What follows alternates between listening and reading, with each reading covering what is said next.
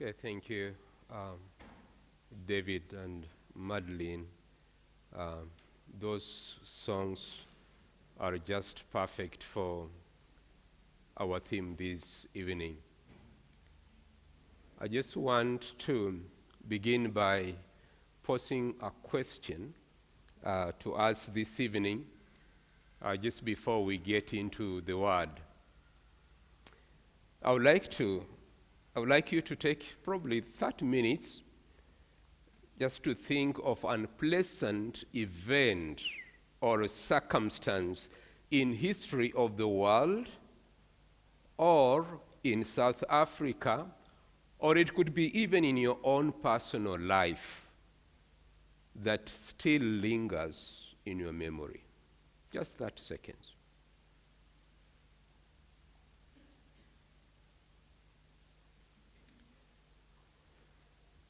I think as you think through, maybe some of you will remember when you close your eyes the COVID-19 experience, which hit us very hard in 2020 and has left a great impact on some of us, and it was actually internationally. It left a big impact. Economically, on our health, that happened. And probably if you are from KwaZulu-Natal, you remember the recent floods that left many people homeless.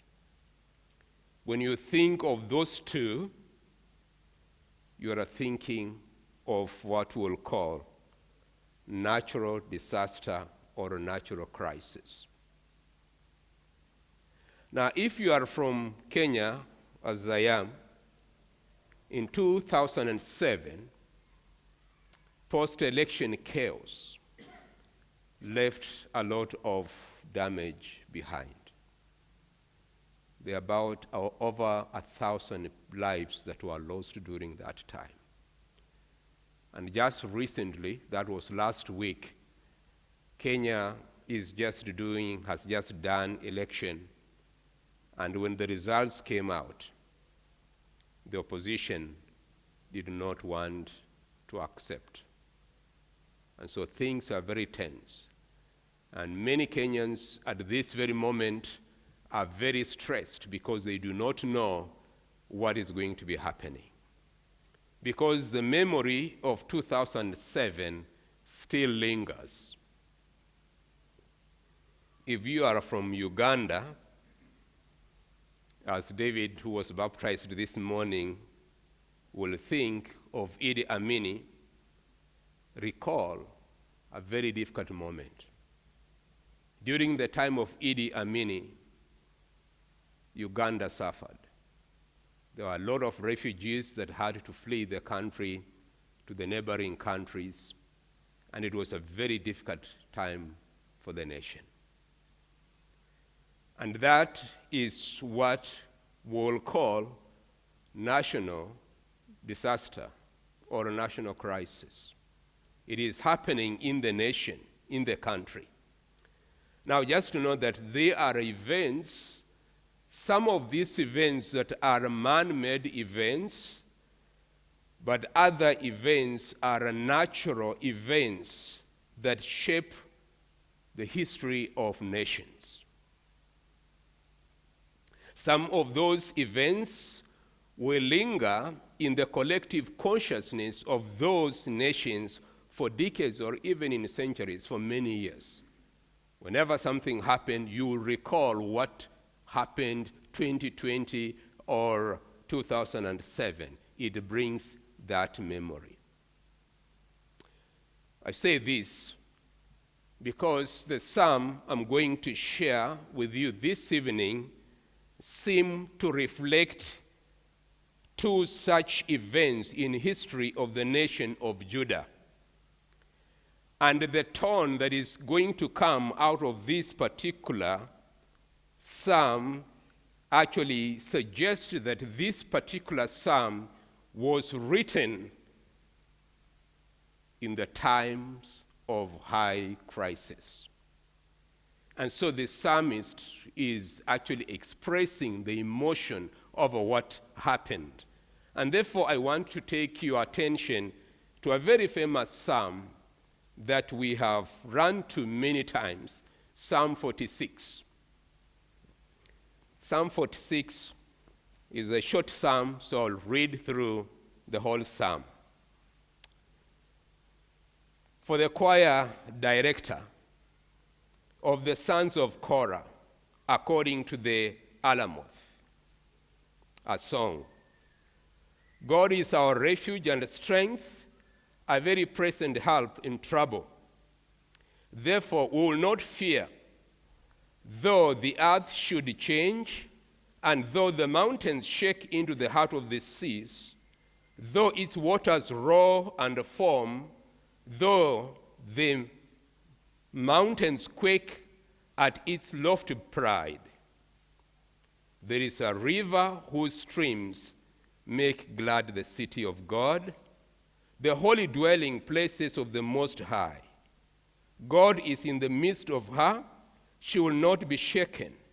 God will help when morning dawns. The nations roar, the kingdoms shake.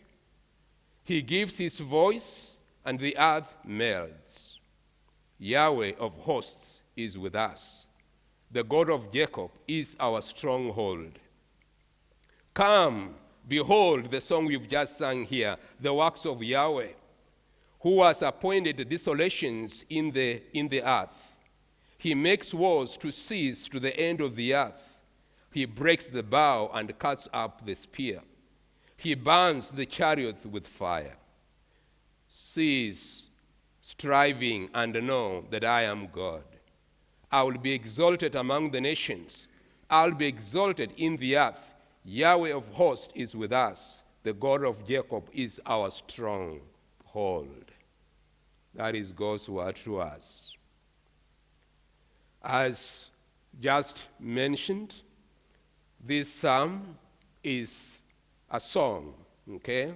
As we note here, it's a song by the sons of Korah, as we can see the title.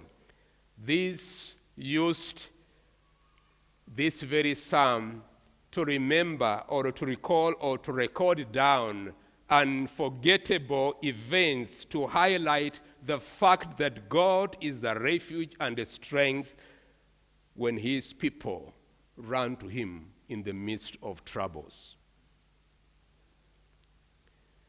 What were the two circumstances that these people of Judah were never to forget? It is notable here in this very psalm. It was memorable military deliverance against their overwhelming superior enemy that was coming against them.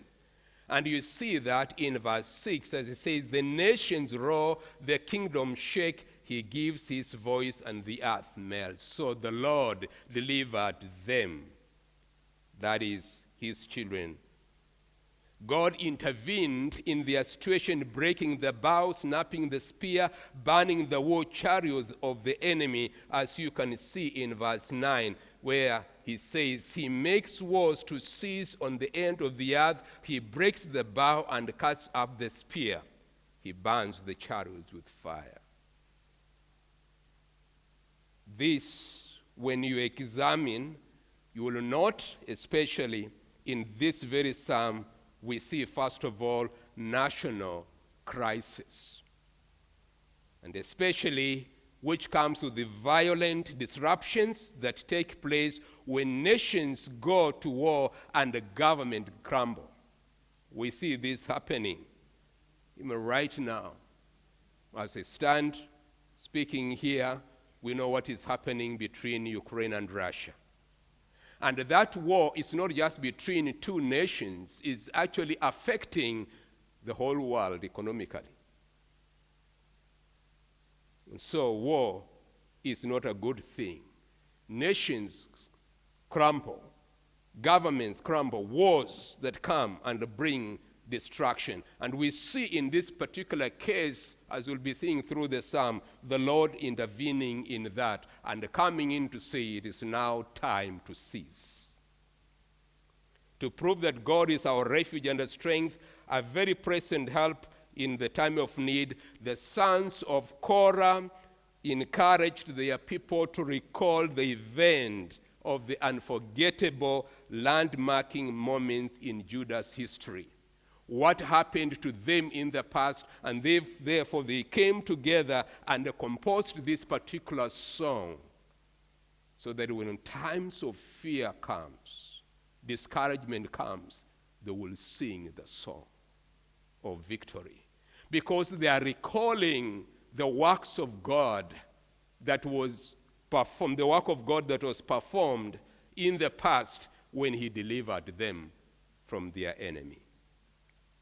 Not only that, it could be that the sons of Korah also had a second monumental, unforgettable historical event, which is expressed in verse 2 and 3, which reveals to us here, therefore we will not fear, though the earth should change, and though the mountains shake into the heart of the sea, though the waters roar and foam, though the mountains quake and at its lofty pride, we will not fear. That again is a recalling of this descriptive massive earthquake that happened then. And so those are disasters that came, and they were confronted with this. And this is not just an imagination. This is exactly what happened. And so the psalm is written to recall those moments and to remind these people how God had been good to them, even in such moments, delivering them. This is not just a figurative speech. It was actually what happened in the land of Israel. Description of massive earthquakes weren't just necessarily figurative.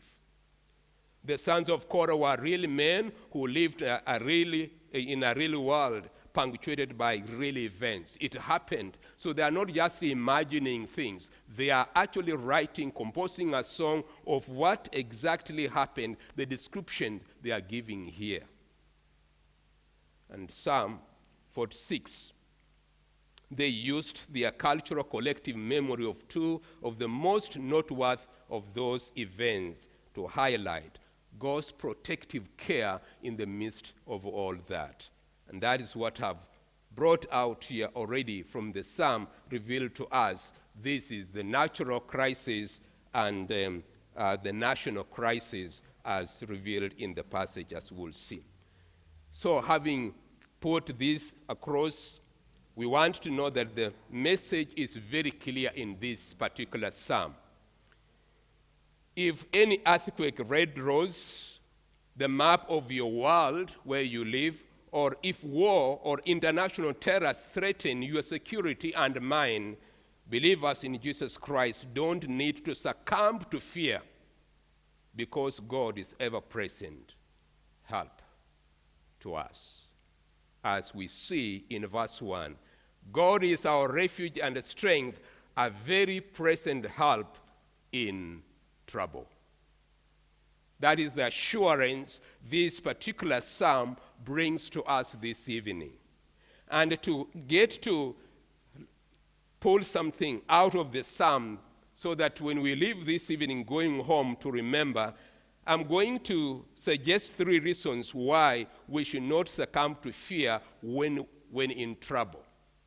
And the first reason is because God is our helper, ever-present help in nature, in natural crisis. That's what we see in verse 1 to 3. We should not succumb to fear because God is ever-present help in natural crisis. Verse 1 to 3 has already revealed that to us. So we do not need to succumb to fear because God is our refuge and strength. He is our solid rock, our foundation, our refuge, our stronghold, a very present help in trouble. What is it that they were fearing? I mentioned that already. Natural crisis. That's why in verse 2, though the earth gives way, though mountains be moved into the heart of the sea, though the waters roar and foam, though the mountains tremble at its swelling, And then it goes further to realize that even in the midst of all that, they are encouraged. The song encouraged not to fear because of what? God is our help. God is our help. The ground may quake, but God is immovable. That is the God we trust in. The earth may change, but our God does not change. He's immutable. We see waves may form as the waters roar, but God is unmoved. So that is just a comparison, just to see that. Though mountains quake and though the seas rises, God remains sovereign on his throne, unshaken, in control, and in charge as King of Kings and Lord of Lords. And that's what the song revealed to us here. And that's why the assurance is there. We should never succumb to fear, especially when you understand who your God is. As believers, we should never think like other religions of the world do. And even for us who come from African tradition, religion, who think God is so much distanced, he doesn't even care about what happens on this earth. We need to realize our God is as close with us as much as he is. Because the psalmist in verse 1 here, the song reveals to us, he is with us. His presence is with us every time. The Bible also tells us this very God will never abandon or forsake his children. Even as we are seated here this evening, it doesn't matter what you are going through, the crisis you are going through, his very presence is with us. His help is with us. He never withdraws himself from his afflicted. The rocks of this world may shift and fracture and fall, but the rock of ages will never fail. And those who hope in him will never be disappointed. That is the God we believe in. The Lord God is in control of this very creation. The very God that we believe in is in control over what happens on this earth. Yesterday at the funeral in Malamlele, as people were busy talking and sharing their condolences there and the tributes, one person stands up and say, "No, I think there was like a war between God and Satan. And therefore Satan actually conquered. That's why he took this child, a young boy of 15 years, because some people don't believe a young boy of 15 years should die. And so people have wrong theology. They think that Satan and God are busy fighting, and Satan seems to be really winning. I want to tell you, no. God is in control of this earth. Whatever happens, even that very young life that has been taken, God is in control of that. It did not take him by surprise. He is our help constantly. His presence with us, that's what verse 1 reveals. Constantly with us, always ready to help, very present help. Not only should we not succumb to fear because God is ever present help in natural crisis, but because God is our help in the national crisis. That's what we see in verse 4 to verse 7. Just in order to contrast the uncertain chaos of this world with the settled peace which characterizes those who hope in God, the psalmist is now transitioning us to give us a beautiful picture that is found in verse 4 to 7. Let me read it again. There is a river whose streams make glad the city of God, the holy dwelling places of the Most High. God is in the midst of her. She will not be shaken. God will help her when morning dawns. The nations roar, the kingdoms shake. He gives his voice, the earth melts. Yahweh of hosts is with us. God of Jacob is our stronghold. That is just in contrast to what you see in verse 1 and 2. In the time, in crisis there, in the turmoils, in chaos, now God is with his people. There is peace. But I just want you to understand the background behind these verses that I've just read. When you read of these verses here, they should remind you of 2 Chronicles chapter 32. What is happening in 2 Chronicles? We have King Hezekiah, a very good ruler. The Bible calls him a good and faithful king. And as a good ruler, of course, God is blessing the nation through him. But it happened that threats started coming from king of Assyria wanting to come and attack Judah. So in ancient times, the Gihon spring supplied water from the city of Jerusalem. However, in the Old Testament era, that spring was actually outside the walls. Remember, in Jerusalem, walls around. And so the spring was outside the wall. Now, Hezekiah the king hears that king of Assyria will be coming to attack. What does he do? He takes his military and he tells them we need to be doing something for our protection. First of all is the water. To make a tunnel so that the water will run through the city. Because when the enemies come out there, they will not be able to go out and fetch water. And the enemies will actually benefit from the water outside. So what Hezekiah did was to go with his army to make sure that they channel the water through the city. That was the only body of water that will flow through the city. And so that's what they did for security. Not only that, Hezekiah went even further because the walls were weak. He came up to make sure that the walls were strengthened. He built out the walls with the army, telling the military, we need to be doing something here to reinforce our security around the city. So that is what is happening. And so all of that is happening because the king of Assyria is busy threatening Judah, and so the war will be happening. The city is going to be invaded by the Assyrians, and so King Hezekiah does something.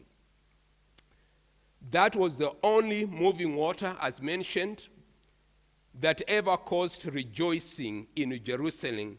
And amazingly, it is directly linked to the time when God caused war to cease and at the turning of the dawn. As you can see in verse 5, God is in the midst of her. She will not be shaken. God will help her when morning dawn. So that is the connection here. The fear that was happening, now God is actually fighting for his people. The Assyrians' army, of course, was the largest army, the most powerful army in the Near East at the time. And in comparison to Judah, they were actually very weak. Okay, the people in Jerusalem were not as strong to fight against the Assyrians because the Assyrians were indeed a large army. So the question is, where does a godly king like Hezekiah turn when facing the tide, facing trouble of invasion by an invincible army force like the Assyrians? Where do you turn as a king? 2 Chronicles 32, verse 7 and 8 gives us the answer. This is what the king did. He says to the people, "Be strong and courageous. Do not fear or be dismayed because of all the horde that is with him," that is king of Assyria. "For the one who is with us is greater than the one who is with him. With him is only an arm of flesh, but with us is the Lord our God to help us to fight our battle." That was the confidence expressed here. Here, Hezekiah gave the speech prior to God's intervention, as we see it now said here in this particular song in verse 5. God intervened in their situation. When they were terrified, yes, Hezekiah did his level best to channel the water through the city, to build up the walls. But even with that, God still came in to intervene. He knew the army is big. The water, yes, is there, will supply for your needs. The walls are put around. But these guys, when they come, the Assyrians, when they come, they will just bring this wall flat. And so Hezekiah prayed to the Lord. When you read 2 Chronicles chapter 32, you see it's not just Hezekiah who is praying. That was the time the prophet Isaiah was prophesying. They together cried to the Lord, as the Bible says. They cried to the Lord, and the Lord intervened. So when facing a national crisis of epic proportions, Hezekiah turned to God, his ever-present help, praying, Yahweh, please come to our aid. Yahweh raised up his voice, and Judah's enemies melted away in a moment before the morning turned, according to Psalm here, verse 5. It is the angel of the Lord that went out and struck 185 people, 85,000 people in the camp of the Assyrians. And when men arose early in the morning, behold, all of these were dead, according to the prophet Isaiah. So God fighting for his people, God intervening in this situation that looked to be beyond any man's doing. Hezekiah trying to do all this, but God coming to intervene.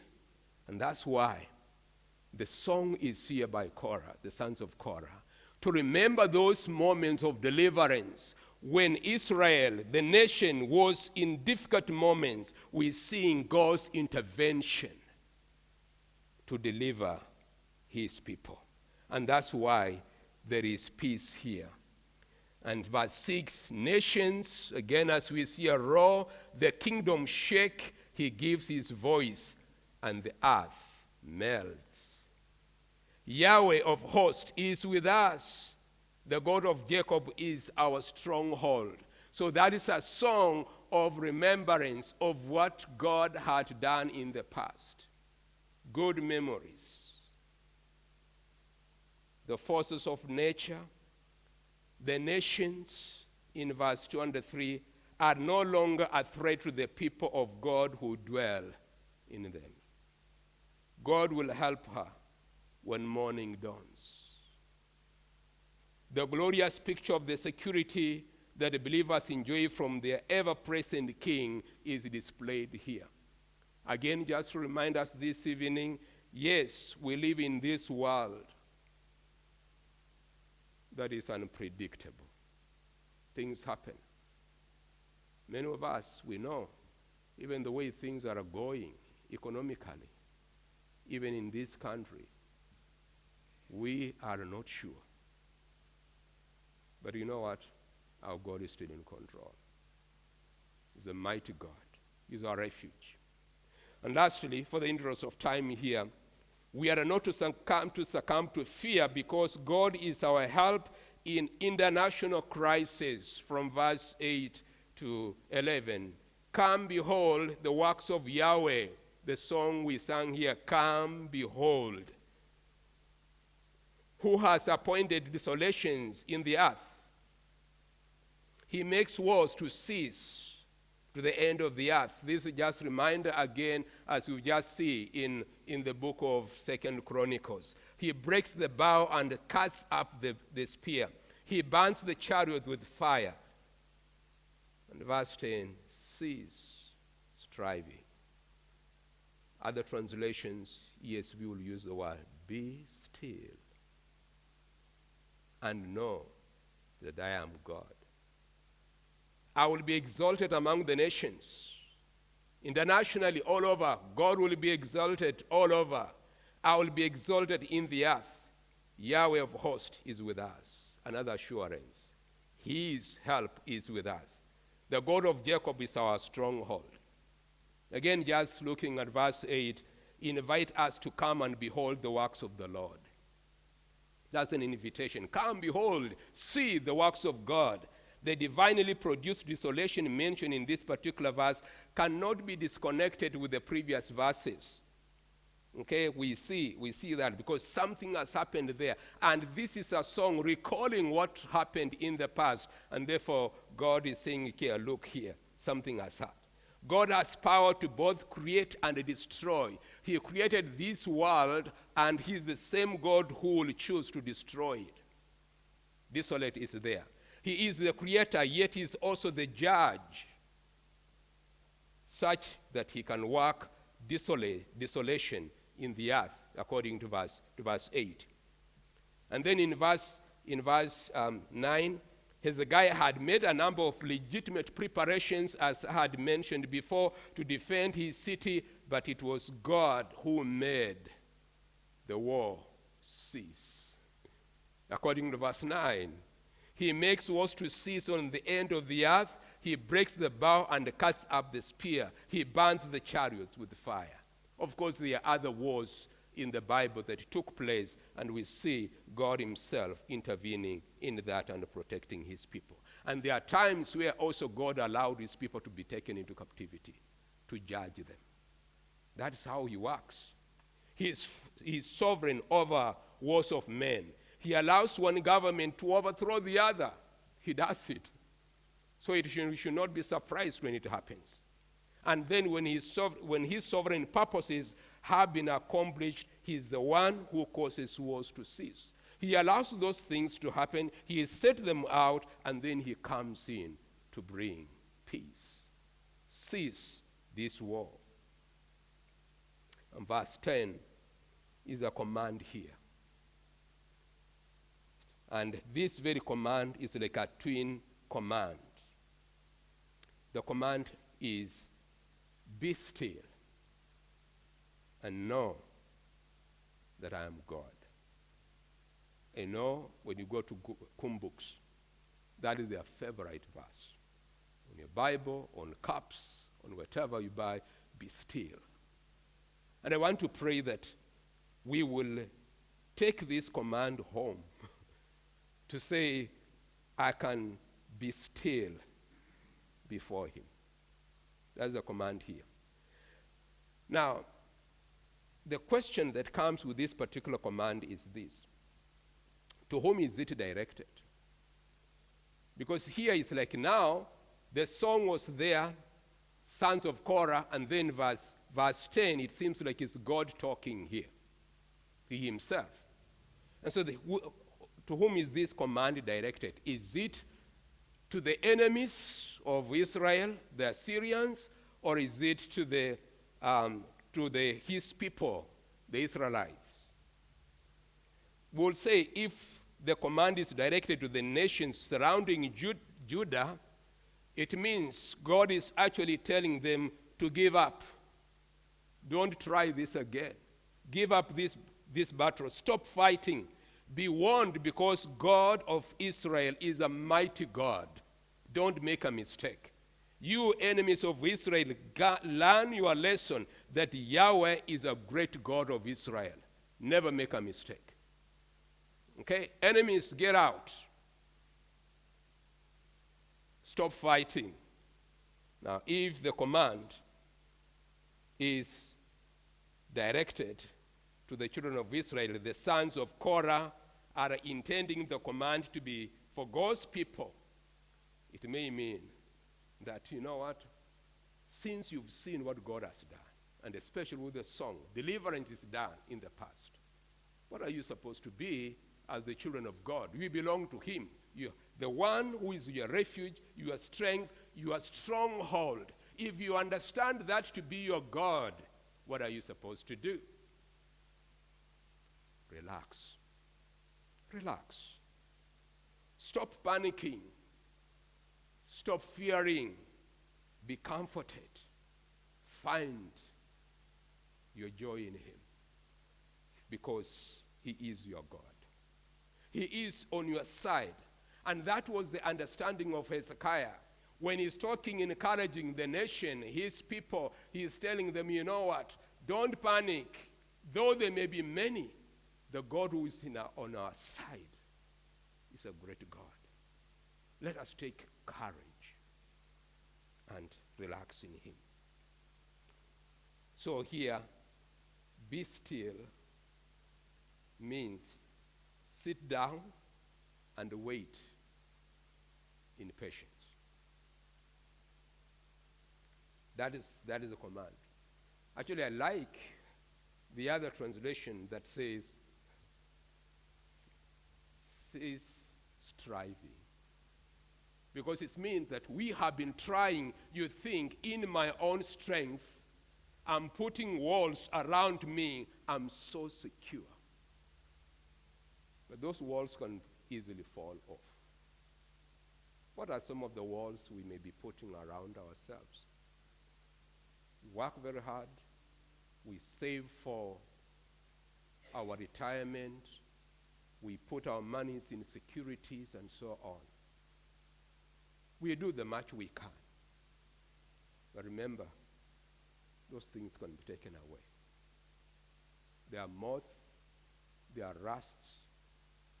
When governments collapse, economy is collapsing, your security is gone. The question is, what are you left with? And that's why, here again, finding rest, being still in the Lord. Now, I'm not advocating to say we should not do anything. We should do our best, just as Hezekiah was busy raising up the walls, channeling water through the city so that people are safe. But who brought the victory? It's God himself. And that is the way we should be thinking. We do the much we can with our trust in the Lord. And so here in this very verse, he tells us, be still and know I am God.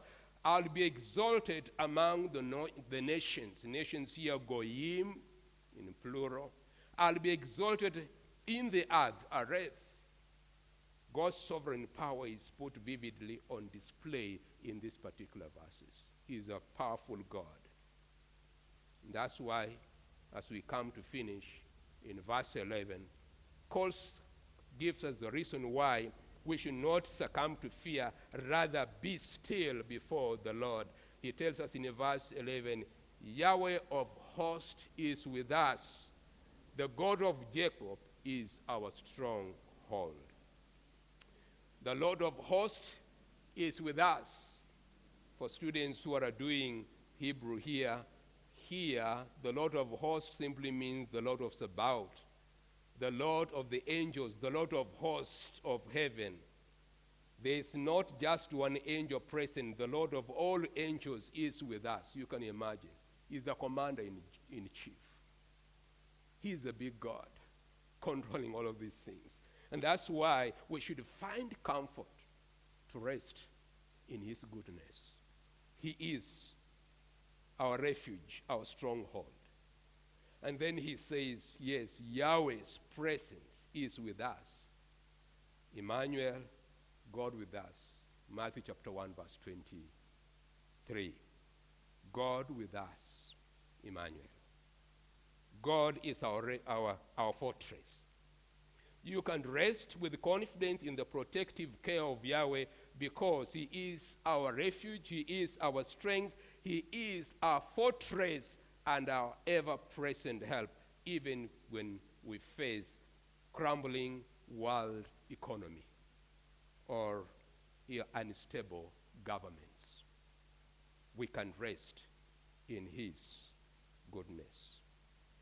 Whatever tight, confining trial God is guiding you through at this very moment, this evening, you can be sure that he is an ever-present, always found help for those who love him. Are you going through a crisis in your own personal life? that you're thinking this is just beyond repair?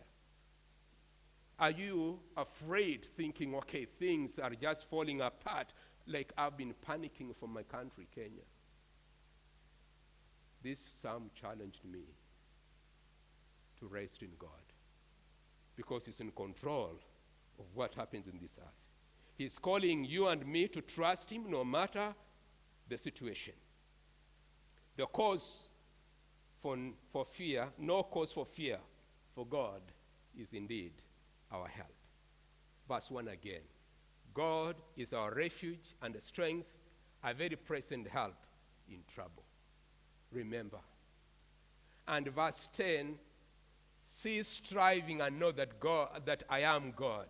I'll be exalted among the nations. I'll be exalted on the earth. Yahweh of hosts, He is with us. That is the comfort this psalm brings to us this evening. And just as we engage in prayer, let us just go before the Lord and appreciate Him for who He is. He is our refuge. He is our fortress. Let us cast our fears, our anxieties on Him, because He's a caring Father.